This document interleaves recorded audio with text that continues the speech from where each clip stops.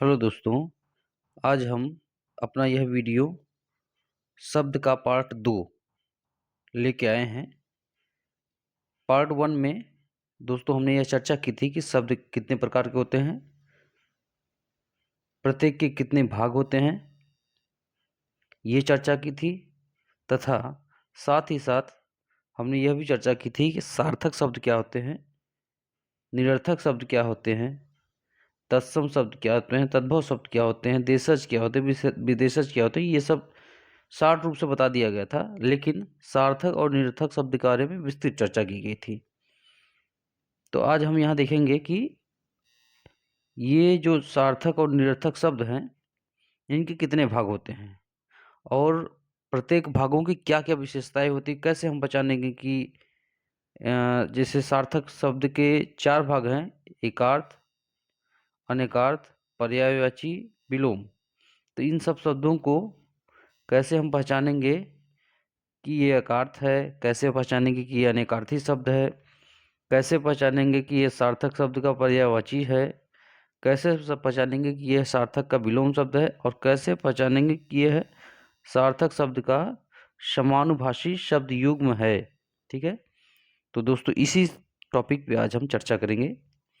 तो सबसे पहले ये मैं बता देना चाहता हूँ आप लोगों को कि अर्थ के आधार पर शब्द को हम 2 भागों में बांटते हैं: सार्थक शब्द और निरर्थक शब्द। ठीक है दोस्तों, यहाँ पे निरर्थक शब्द का कोई पार्ट नहीं होता है, यानी कि यह हम कह सकते हैं कि निरर्थक शब्द को हम लोग पिछले वीडियो में पढ़ चुके हैं।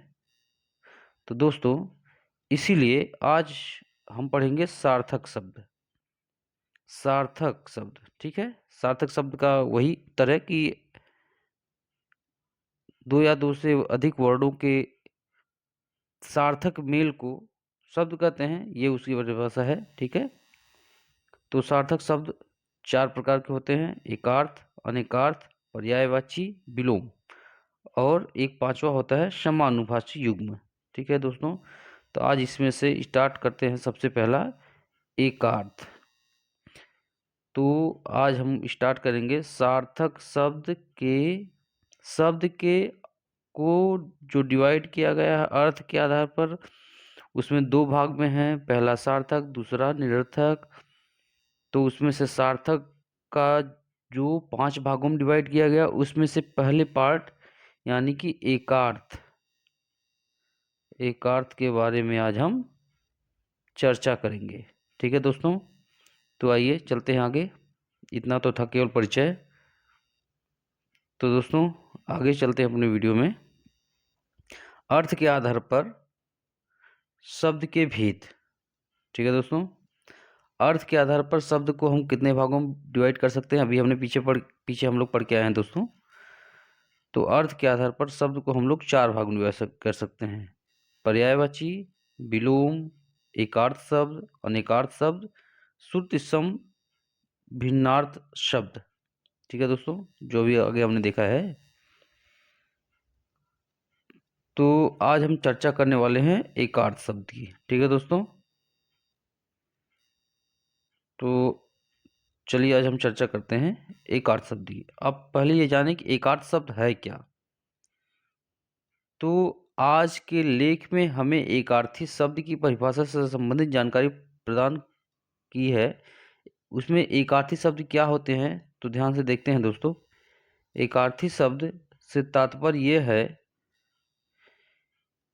कि एकार्थी शब्द नाम से ही स्पष्ट है कि एक अर्थ वाला ऐसा कोई शब्द जिसका अर्थ केवल एक हो, उस शब्द को पढ़ने के बाद, देखने के बाद ऐसा लगे कि इसका केवल यही अर्थ हो सकता है, इसके अलावा इसका कोई अर्थ नहीं हो सकता है, उसे हम एकार्थी शब्द कहते हैं।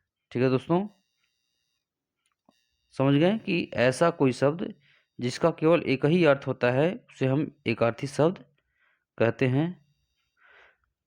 एकार्थी शब्द का उदाहरण हम आपको बता देते हैं।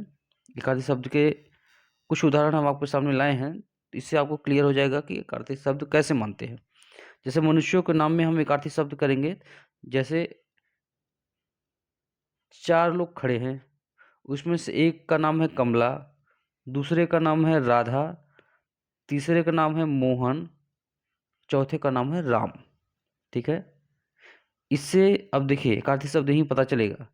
अगर हम कमला को बुलाएंगे तो केवल जो उसमें कमला होगा, कमला ही बोलेगी। ठीक है, लेकिन यदि हम राधा को बुलाते हैं तो उसमें जो राधा बैठी होगी उस ग्रुप में, वो राधा ही बोलेगी, न कि कमला बोलेगी।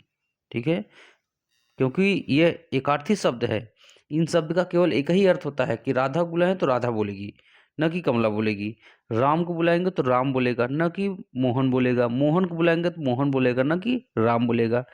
तो मनुष्य को नाम में यदि हम देखेंगे तो ये जो कमला है, राधा है, राम है, मोहन है, ये सब एकार्थी शब्द हैं। ठीक है दोस्तों, अब देशों के नाम में जैसे आते हैं तो ये देखते हैं कि देशों में जैसे भारत, चीन, अमेरिका, दिल्ली, अमेरिका आदि। जैसे यदि हम नाम लेते हैं भारत, तो भारत से हम यह स्पष्ट होता है कि भारत यानी कि अपना देश, एकार्थी शब्द। अब यदि हम भारत कहेंगे, ऐसा तो नहीं कि हम अमेरिका को भारत समझ लेंगे या चीन को भारत समझ लेंगे। उसी प्रकार यदि हम चीन कहेंगे तो चीन होगा, चीन को हम भारत नहीं समझ सकते हैं, चीन को हम अमेरिका नहीं समझ सकते हैं। उसी प्रकार अमेरिका यदि कहेंगे तो इसी प्रकार अन्य ऐसे उदाहरण हैं। जैसे ये तो हो गया देशों के नाम के आधार पर। ठीक है दोस्तों, उसी प्रकार नगरों के, जैसे मुंबई, दिल्ली, कलकत्ता, लंदन इत्यादि, ये सब जो हैं जिनका नाम लेंगे उन्हीं से हमें सीधा हमारा इंडिकेट जाएगा, अच्छा मुंबई यानी कि मुंबई जाना है। ठीक है, ऐसा नहीं कि हम मुंबई कहेंगे तो दिल्ली चले जाएंगे, क्योंकि ये एक अर्थी शब्द है, इसका केवल एक ही अर्थ होता है। ठीक है, जैसे हम भाषाओं को लेकर यदि बात करेंगे तो अंग्रेजी, हिंदी, उर्दू, अरबी, यदि हम अंग्रेजी में लिखना चाहेंगे तो अंग्रेजी ही लिखेंगे, ना ऐसे कि कहेंगे अंग्रेजी लिखेंगे हिंदी में, ऐसा कुछ नहीं है। अगर हम हिंदी लिखना चाहेंगे तो हिंदी में लिखेंगे, अंग्रेजी में नहीं लिखेंगे। तो भाषाओं के आधार पर एकार्थी शब्द जो होते हैं वो इस प्रकार हैं। तमाम इसमें और अन्य उदाहरण भी हैं, आप लोग वीडियो को पुश करके बाकायदे अपने उदाहरण को स्पष्ट रूप से समझ सकते हैं। फिर भी यदि आप लोगों को समझने में कोई समस्या आती है तो हमारे कमेंट बॉक्स में आप मेंशन कर दीजिएगा, और ये मैं आप लोगों को आश्वस्त करता हूँ कि उस पे उसके ऊपर मैं अलग से एक वीडियो बना दूंगा। ठीक है दोस्तों, यहीं तक ये मेरा वीडियो आज का टॉपिक है समाप्त होता है। आज का टॉपिक था हमारा एकार्थी शब्द जो समाप्त हुआ। वीडियो कैसी लगी आप लोगों को? अगर अच्छी लगी हो तो लाइक करिए, कमेंट करिए, शेयर करिए तथा हमारे चैनल को सब्सक्राइब जरूर करिए। वीडियो देखने के लिए धन्यवाद। शुभ रात्रि।